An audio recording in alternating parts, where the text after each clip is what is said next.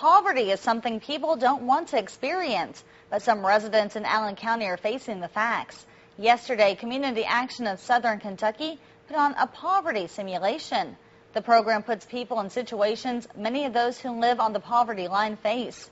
Activities range from finding a job to going on welfare to having your items stolen. ELLIE HARBAUGH says the program raises some questions and mixed emotions from its participants. See a lot of different emotions as people go through the week.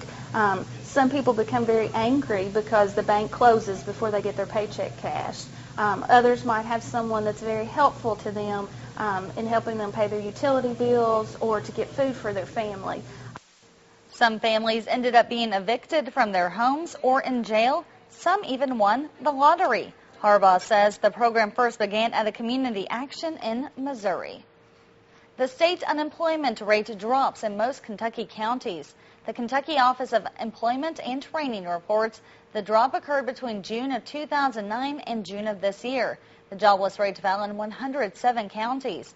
Fayette and Woodford counties recorded the lowest jobless rates in June at 7.8% each, and Magoffin County recorded the highest rate at 19%.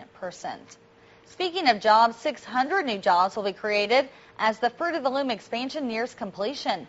Governor Steve Beshear celebrated at Fruit's World headquarters here in Bowling Green. All sales, marketing, and management support moved to the area. Along with the jobs, the expansion brings a $47 million investment. It will all be here by early next year. There's more good news as financial numbers are released for the state. The state ended the last fiscal year with an almost $30 million surplus. Lawmakers realized the surplus after the national recession forced officials to lower revenue projections.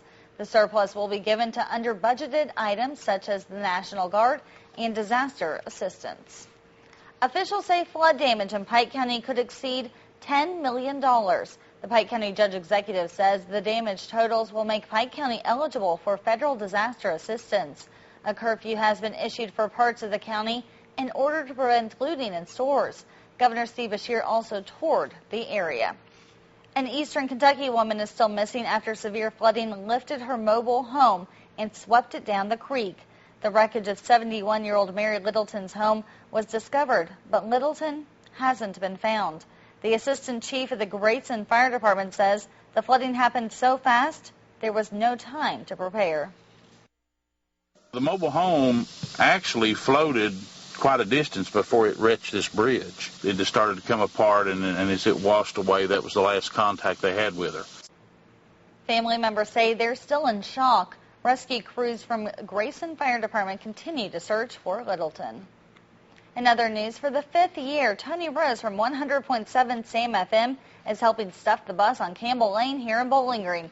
He'll be living on the school bus day and night until it's stocked full of school supplies. In the past 4 years, he's raised 12 tons of supplies, and this year's goal is to collect 5 tons.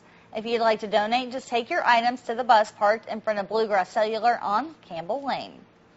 With humidity on the rise, Bowling Green residents can dive into some fun and cool off in Splash Lagoon. It's now officially open at Beach Bend Park. The expansion includes a wave pool, a lazy river, and a play area.